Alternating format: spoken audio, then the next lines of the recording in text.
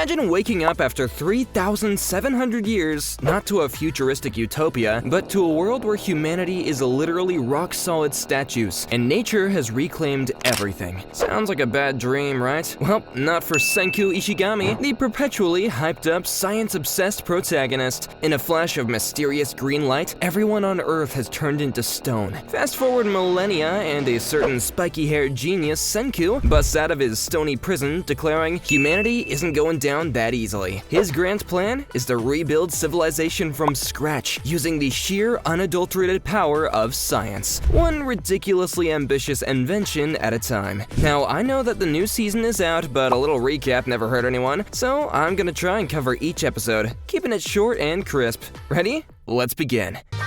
わかった。細けえ詰めは後だ。それ行くぞ採用。軽っ早っ。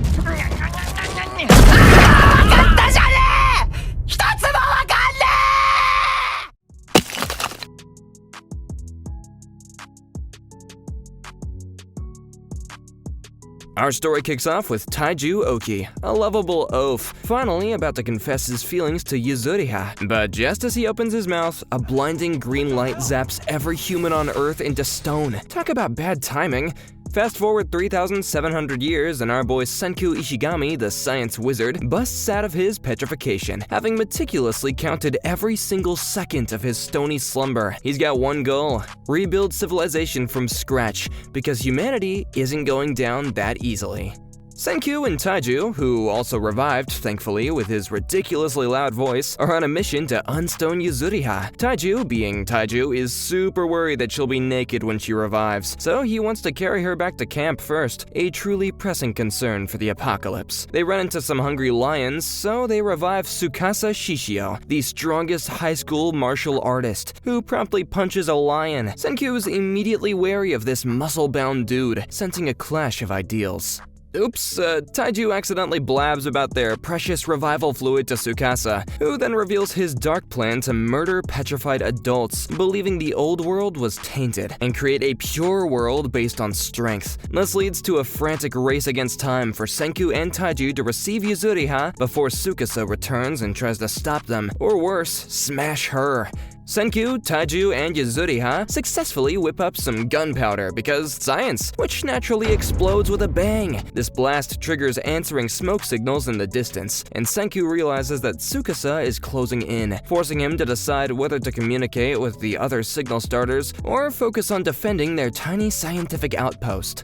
Taiju and Yuzuriha confront Tsukasa, dealing with their grief and their powerful adversary. Senku, realizing Tsukasa's true intentions, prepares to die at Tsukasa's hands rather than abandon science. But a tiny, unpetrified spot on his neck saves him, a 10 billion% calculated risk. Surprise! Senku isn't dead! Taiju and Yuzuriha find that tiny petrified spot on his neck and use the revival fluid to bring him back to healthy flesh. Meanwhile, Kohaku, a super strong warrior alerted by their gunpowder blast, shows up and approaches Tsukasa with flowers, initially appearing friendly but clearly sizing him up. Kohaku, with her gorilla strength, literally drags Senku back to their hidden Ishigami village. He's initially denied entry by the skeptical guards Kinro and Ginro, but inside, he meets the village sorcerer Crom, who thinks that his primitive experiments are magic. Senku, ever the pragmatist, immediately recognizes Crom's raw scientific curiosity and takes him on as his apprentice, much to Crom's bad delight.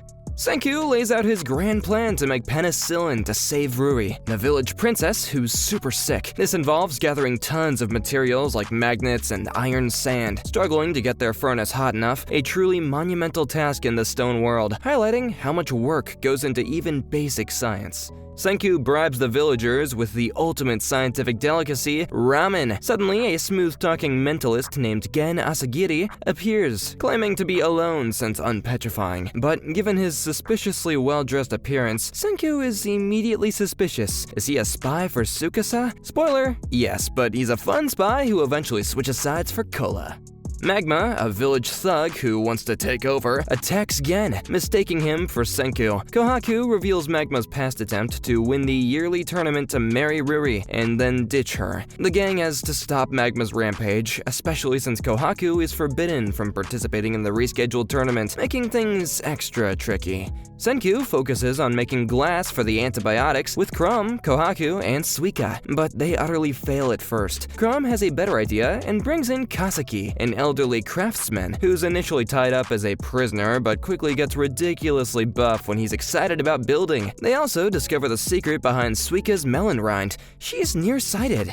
Senku and Ginro embark on a perilous quest for sulfuric acid, a super dangerous ingredient for the antibiotics. Ginro's silver-tipped spear is their only defense against lethal gas, making for a tense and often comical journey as Ginro freaks out and Senku remains nonchalant. Senku, Kohaku, Crumb, and Suika gather their final ingredients for the antibiotics, with Kohaku reacting strongly to the source of the last ingredient. Meanwhile, Kinro and Ginro prepare to face Magma in the tournament, with Suika's scientific eyes, her melon glasses, playing a crucial role in helping Kinro see clearly and win. Kinro's honesty leads to Magma's comeback in the tournament. With Kohaku out, Crumb is left to face Magma, and Senku has to quickly improve Crumb's chances with science, turning a sorcery battle into a dazzling display of flame tests. After Crumb defeats Magma, Ginro's performance against Senku is unexpectedly boosted by a comment from Ruri. The big question, will Gen get his cola, or will the ingredients go to Ruri's medicine? Senku, of course, makes the scientifically correct choice, much to Gen's temporary dismay. Ruri drops a bombshell. The village is named Ishigami Village, and she reveals the story of Senku's adoptive father, Byakuya, and how humanity was petrified. This revelation deeply moves Senku, showing his hidden emotional side, even if he tries to hide it. We get a flashback to Byakuya and the other astronauts in the International Space Station, unaffected by the petrification. They return to Earth but land off course, and we see their struggle to survive and pass on knowledge through the 100 Tales, a heartwarming legacy for Senku. Gen warns the Kingdom of Science that Tsukasa's army is on the move. Kinro bravely holds the bridge against the invaders, including the cunning Hyoga, as Senku and his friends prepare for the inevitable conflict, knowing that they are outnumbered but not outsmarted.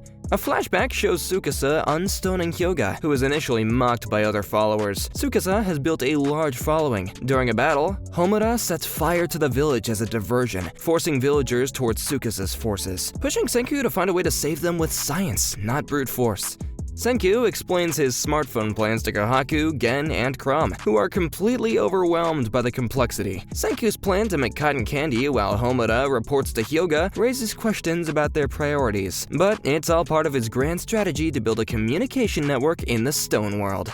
The villagers are excited about the water wheel and electrical generator, but vacuum tubes for the cell phone prove problematic. With winter approaching, they face a tight deadline to overcome this obstacle and maintain their communications advantage, pushing Kasaki to his muscle-bound limits. Senku and Crumb head into the cave to find tungsten, with Senku surprisingly adding Magma to their team, causing worry among the villagers. Gen whispers something to Magma before they leave, hinting at a deeper plan. Senku's nonchalant acceptance of being blindfolded and potentially killed by his friends is a hilarious highlight. Senku delegates tasks for the cell phone project. Crumb builds a furnace, Kasaki builds a vacuum tube assembly engine, and Gen assembles batteries. The team faces numerous obstacles and a tight deadline, but their combined efforts show that people equals power. The cell phone is finally powered up, and the village celebrates. A test call goes through, but Ruri says something shocking to Senku and the villagers, hinting at a new mystery and the true purpose of the 100 Tales, leaving everyone with a cliffhanger that screams more science to come.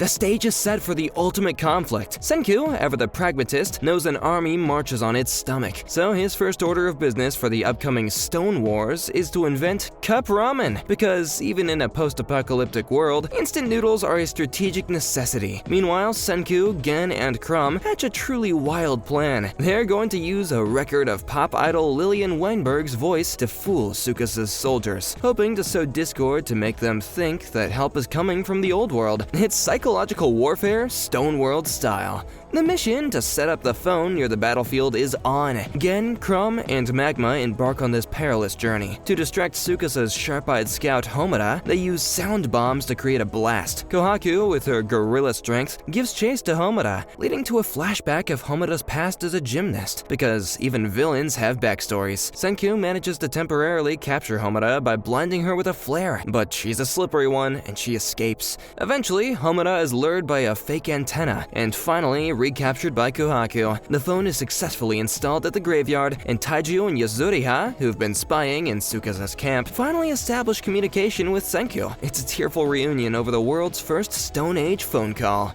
With the phone line established, Senku and Nikki, a former Tsukasa Empire member who loves Lillian Weinberg, discuss bringing more of Tsukasa's men to their side. Tsukasa's forces are getting suspicious, and Chrome, ever the brave and sometimes reckless scientist, surrenders himself to Ukyo, a former sonar operator, to gather intel from the inside of Tsukasa's camp. Back at Ishigami Village, Magma returns, and Kaseki, our favorite muscle-bound craftsman, finishes building a crucial wheel. Senku, always thinking big, immediately starts drawing up blueprints for a steam engine vehicle, because what's war without a tank? Chrome is now imprisoned at Tsukasa's headquarters, but he's not idle. Tsukasa tries to get Chrome to betray Senku and the Kingdom of Science in exchange for Senku's head and the villagers' safety. Ukyo, however, is secretly on Senku's side and lies to Tsukasa, saying that he found Chrome scouting caves. Meanwhile, back at the village, Senku finishes making the locomotive, the engine for their soon-to-be tank, ready to roll out some serious science. The moment of truth arrives. Kaseki and the others finish building the massive body of the automobile, proudly dubbing it the Steam Gorilla. This clunky, steam-powered beast is basically a Stone-Age tank, complete with paper shields for armor. The entire science team, including the elderly villagers, much to Senku's exasperation,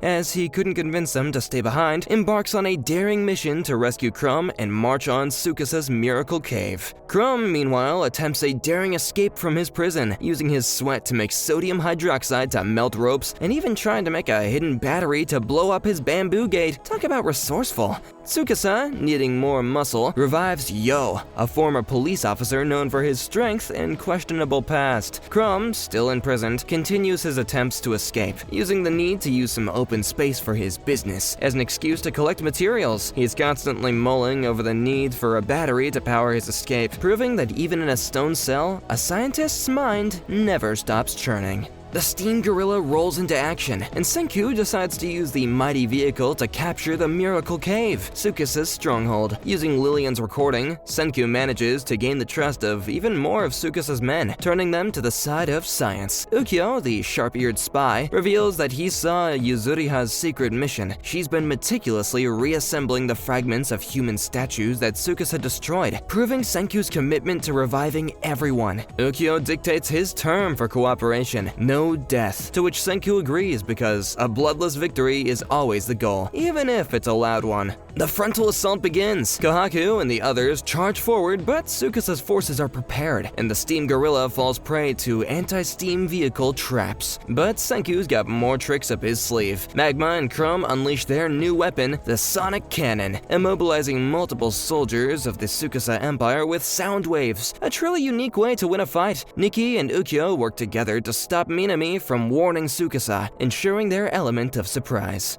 The battle rages. Kohaku's team fights fiercely against Tsukasa and Hyoga. Meanwhile, Senku, Gen, and Chrome are in a frantic race against time, trying to figure out a way to make gunpowder. Chrome, ever the quick learner, gets sulfuric acid from the damaged tank, which is then mixed with nitric acid and glycerin from soap to create nitroglycerin, and subsequently, dynamite. This powerful explosive causes Tsukasa's men to surrender, bringing these Stone Wars to a dramatic, explosive, and yet bloodless conclusion. In the aftermath of the war, Tsukasa and Senku have a heart-to-heart. Tsukasa reveals his true motivation for creating a pure world. He was doing it for his little sister, Mirai, who was comatose in the old world. A flashback shows Tsukasa's past, revealing his deep love for his sister. Tragically, Tsukasa is critically injured by Hyoga's spear, leaving him on the verge of death. Senku, despite their rivalry, makes a difficult decision. He puts Tsukasa into cryosleep, using a makeshift refrigerator to preserve his body and injuries. Senku promises to revive him once he finds the cause of petrification, setting up a future alliance and an emotional moment of mutual respect between rivals. The Stone Wars are officially over. Hyoga and Homura are thrown into the brig for their crimes. Yuzuriha and the others diligently work on restoring all the people whose statues Tsukasa had destroyed, meticulously reassembling the fragments. Senku's hypothesis proves correct. Once reassembled, the miracle fluid heals all physical ailments and injuries. With Tsukasa preserved, Senku now has a renewed sense of purpose to uncover the mysteries of the petrification beam that struck 3,700 years ago. And this sets the stage for the next grand adventure. The age of exploration begins as Senku aims to find the source of petrification and bring everyone back.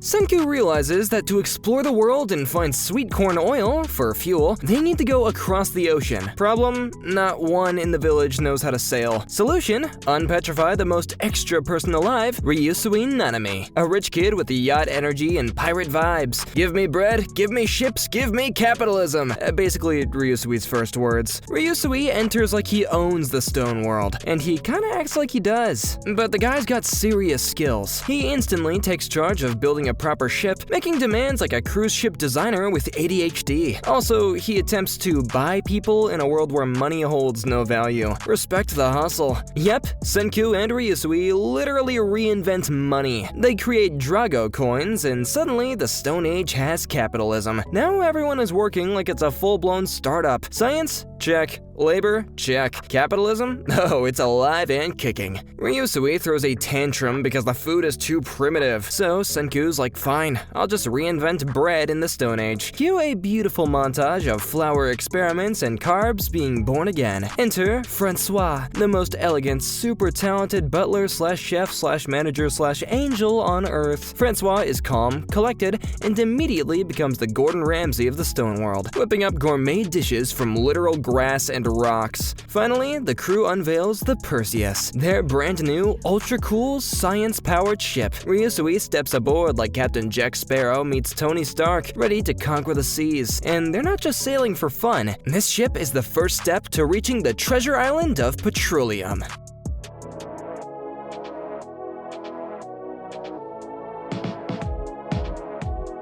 Senku reveals his plan to build an oil-powered ship to reach South America, the source of the petrification ray. They need to find the Sagara oil field and boost food production, so Taiju, Magma, and Yo enthusiastically take to farming. Aerial photos fail, but Kohaku accidentally finds the oil field while truffle hunting. Senku remembers boars found it before, so they use sniffer boars, and Suika adopts one named Sagara. Senku builds a rudimentary speedboat, and then a chilling signal interrupts Ruri's attempts to confess to Crom. Why? From an entity seemingly on the moon. Talk about a cosmic intervention. The existence of Y-Man is debated as a potential enemy. Senku crafts scientific eyes, glass coated in sphalerite, and a rudimentary TV screen, which acts as a radar/sonar. Crom reinvents the metal detector, leading them to an iron deposit, and Senku declares that they've reached the Industrial Revolution. All before launch.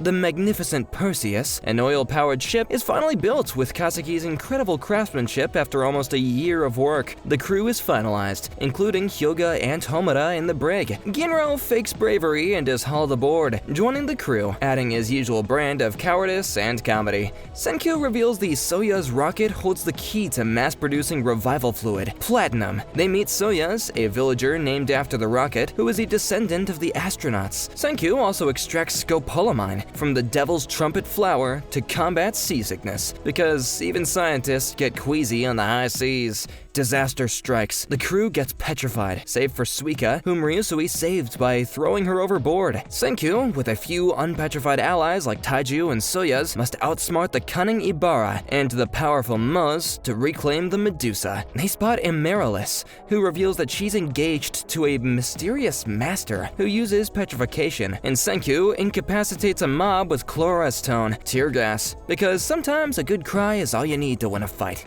Amaryllis reveals her plot to marry the Master and steal the weapon. The Master's minister, Ibara, has captured their mobile lab. Kohaku volunteers to marry the Master, and Gen, ever the mentalist, convinces Kirisame that Senku is Kohaku's boyfriend lab, embarrassing her into leaving. Suika, with Ginro's help, is determined to get the lab off the ship because tiny heroes get things done.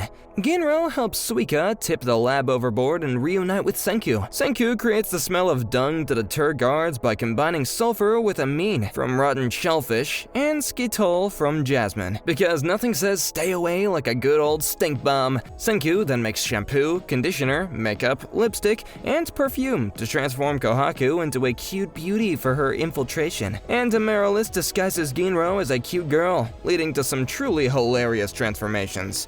Senku disguises a Rochelle salt sound transmitting crystal and copper wire antenna as an earring to send instructions to Kohaku. Senku plans to steal the weapon when Kirisame throws it to activate it, using a radio-controlled drone. Kohaku finds something important in the Citadel, and Senku sends a radio-controlled car to Kohaku for a written message. Gen deduces Kohaku's drawing means we found platinum, because even in the stone world, a picture is worth 1,000 words, and a ton of revival fluid. Kohaku confirms the Soyuz capsule with platinum is buried under the Citadel's largest tree, protected by concrete. Senku sends Kohaku a silent bomb made of expanding plaster to crack the concrete. Kohaku finds a glass bottle with gold dust and pure platinum. Senku realizes that Byakuya has spent decades collecting platinum for him, a truly heartwarming scientific inheritance. Senku produces nitric acid using a Goldberg machine for more revival fluid, and Ibara finds Soyuz, realizing an enemy has infiltrated. Senku's first goal is to rescue his petrified friends on the Perseus. Senku plans to revive Kaseki, but learns guards are throwing smashed statues into the ocean. They need Ryusui to dive and retrieve them. Ibara smashes Ryusui's statue to provoke infiltrators, but Kohaku, thinking fast, destroys Ryusui herself to divert suspicion, knowing that he can be rebuilt and revived. Senku creates scuba gear from mobile lab steam pipes, providing 10 minutes of air. Ryusui and Soyuz dive and find Kaseki buried in the sand. Ryusui asks for revival fluid via Morse code and performs an emergency underwater revival on Taiju, who then frees Kaseki with his brute strength. Taiju begins free diving to retrieve statues. Kaseki is revived, and with his help, Senku makes a drone propeller from feathers coated in plastic attached to fidget spinners, because even ancient craftsmen can appreciate modern toys. Ginro is chosen to marry the Master, but discovers the Master was petrified years ago, allowing Ibara to take over. Ibara fatally stabs Ginro, but Kohaku provokes Kirisame into petrifying them both to save Ginro, trusting Senku to revive them. Kohaku uses the weapon clearly for the first time, dubbing it the Medusa. Senku revives the rest of the crew. They deduce that there is only one Medusa weapon, and Maz appears, revealing he's secretly Ibara's enemy. Gen, ever the master manipulator, gets Maz to agree to help defeat Ibara if he can keep Medusa and become the new master. They outfit Maz with a sound-receiving earring, and Senku sends Maz a modern scientific spear to attack his own men, disguising as a Kingdom of Science warrior, to make Ibara worried enough to use Medusa again. Maz's attack terrifies the soldiers. Senku crafts a rudimentary gunpowder pistol to neutralize Moz's strength, saddened to reintroduce guns, and gives it to Yo, a former police officer. Amaryllis tricks villagers into playing loud music to cover Yo's practice shots. Senku plans to tangle the Medusa's rope with the drone when Kirisame throws it. Senku revives Magma and Nikki, and crafts tough carbon fiber rope from tar. Kinro insists on defeating Moz with his new golden spear, leading to an epic showdown. Kirisame throws the Medusa, and Maz waits to betray them. But, plot twist, Ibara stole Kohaku's earrings and heard Maz and Senku's conversations, so Kirisame used a fake Medusa. They flee in the mobile lab, but realize that Ibara stole the Perseus with everyone from the village and Citadel on board, planning to petrify the entire island and target Senku's group. Senku plans to expose Ibara by retrieving the previous master's statue, which has been eroded into dust from 20 years of abuse from Ibara. Soyuz, with unwavering loyalty, decides to reassemble his father's face anyways. Magma fires the gun randomly, causing Ibara's men to jump overboard. Nikki retrieves the pistol with 2 shots left. Moz knocks Yo and the pistol overboard and defeats Kinro. Everyone retreats to Perseus's lower decks. Ibara follows, but Senku reveals that he revived Hyoga. Hyoga considers joining Moz, but chooses Senku after learning Moz only values women for beauty, and engages Moz in a spear duel. Kirisame approaches Perseus with Medusa. Angered by Kirisame's question, Ibara petrifies her and pushes her overboard. Taiju appears with the master's reassembled statue, and Yo shoots Ibara's hand, causing him to drop Medusa, which Yo catches. Yo attempts to petrify Moz, but doesn't know how Medusa activates. Hyoga escapes to the island, trusting Senku's plan. As Moz chases him, Senku crafts pieces to recreate a flexible Kuda-Yari spear for Hyoga, who then overwhelms Moz. Ibara then activates Medusa with a voice command, petrifying Yo. Ibara retrieves Medusa, programs it to petrify the whole island in 15 minutes, and forces Oarashi to swallow it. Senku and others capture Oarashi, but can't remove Medusa before it activates, petrifying everyone. Ibara returns to find all statues in an unusual stance and recognizes Soyuz as the missing heir. After smashing Oarashi to retrieve Medusa, Ibara finds Senku has avoided petrification and prepared scientific weapons for a showdown.